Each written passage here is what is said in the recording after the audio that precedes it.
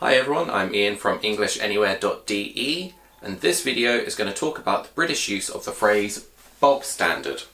So bog standard is a way of saying that something is basic, it has no added extras, or it's just pretty ordinary.